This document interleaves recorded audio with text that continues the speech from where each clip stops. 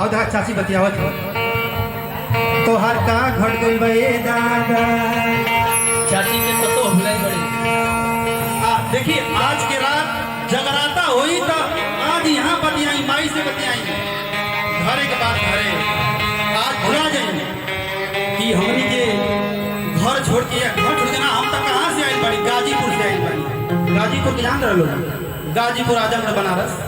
वहाँ से आज रात के ट्रेन भी जाएंगे बनारस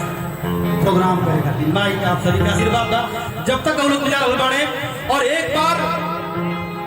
लेकिन आप सभी से रिक्वेस्ट बस ये बात हल्का हल्का पीछे रहना तो अच्छा रही ऐसे कि यहाँ पे झांकी भी हुई थोड़ा जगह चाहिए तो फिर बाद में तो आप लोग के उठे बैठे दिक्कत हुई तो हल्का हल्का हर जगह बना ली पीछे क्या बात है। बहुत बहुत सम्मान बा ओहो बहुत बहुत धन्यवाद।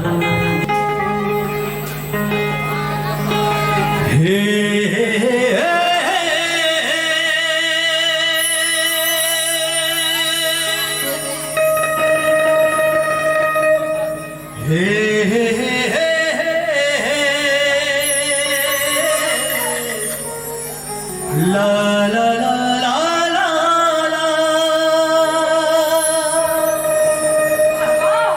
ला ला ला ला ला ला हो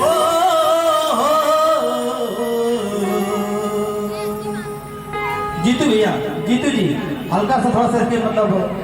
सॉफ्ट पे बस बेस अधिक हमारी आवाज हल्का सा हाँ कम के ध्यान आप सभी की यहाँ रहेगी चाहिए। माई तो माई होली चाहे दुर्गा माई होखे और चाहे काली माई होखे और चाहे वो माई होखे जो ना माई की कोख से हमने भी जम ले लेवानी चाहिए वो माई खाते दो लाइन कहे के बाद भैया कब तक रेडी बना। महतारी महान जहान कहे महतारी महान जहान कहे महतारी महान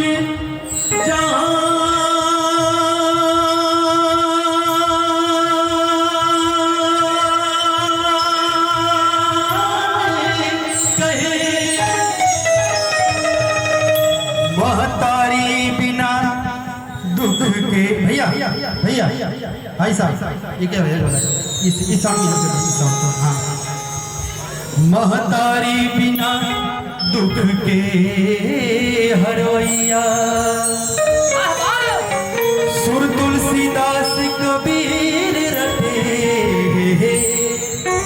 रट गईले कालिदास कन्हैया झूरी तुम प्रीत भरल सुरताल मिलल कहे लोग गवैया दास सुदामा कहे जननी कहेला दीपक अवा बीड़ा बजोइया। भाई साहब बस है जीतू दादा एक बार बना के छोड़ दीजिए बस नो डिस्टर्ब। चाची एकदम हाला ना आज आप लोग की तरफ से हम बात करते हैं पीछे जो बैठे लोग तरफ से ना पूछा क्या है ऐसे नहीं जो पुरुष जात होला वो स्वार्थी होला ये भजन सुनने की मिली स्वार्थी कैसे हम रोज सोचिला हम माई से कहला माई रोज प्रोग्राम मिले रोज पैसा कमाई दवा लेकिन हमारे हिंदुस्तान के नारी हमारे हिंदुस्तान के औरत हमारे हिंदुस्तान की औरत माँ के दरबार में माँ के मंदिर में जाती है और माँ से एक अर्जी करती है हाजिरी लगाती है किस भाव में करती है। भाई साहब रेडी है ना अब दिक्कत ना देखिए कलश में हारू हर की बनल रहो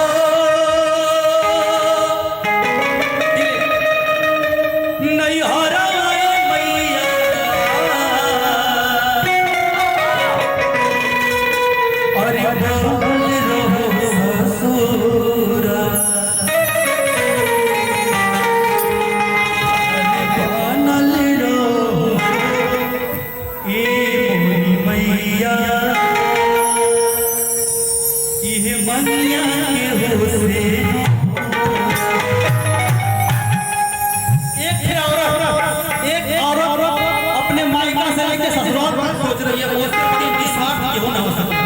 अच्छा भैया आवे तो भाव में कहे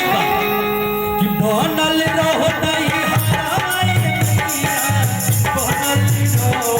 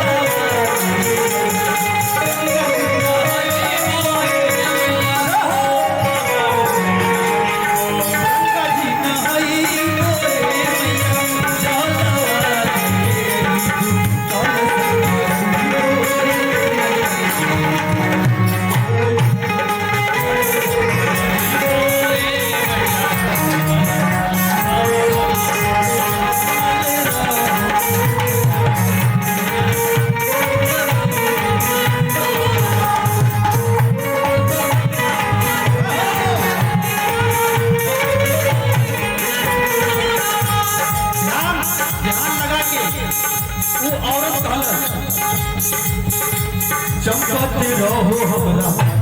के दिया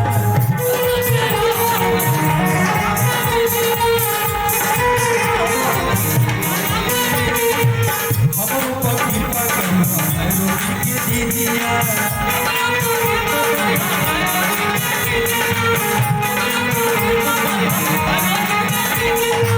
भैया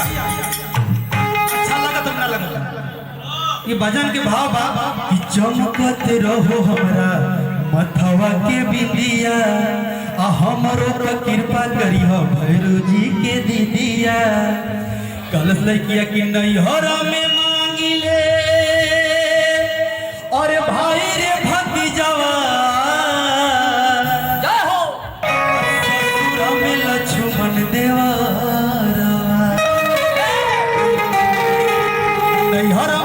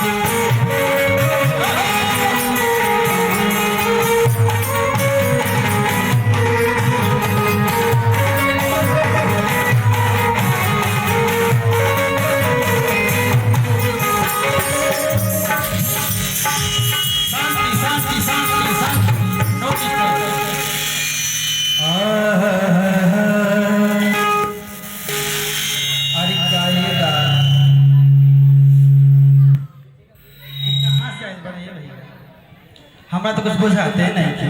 वाह वाह क्या बात है अब बुझाइल हमारा अब हमारा बुझाइल अब धीरे धीरे हमारा अंदर दीपिका आ रही है दीपिका पादुकोण नहीं है ये हमारा दीपिका हमारा टाइटल है कि हम जब रात्रि को 8 बजे से 9 9 बजे 9:30 बजे तक दीपक रहते हैं, उसके बाद दीपिका बन जाती है। हंसत है चाची पे। कैसे बने ना देखा कैसे बना था। तो देखिए कैसे बनो, एक बाद जब आए तो बन जाए। रेडी।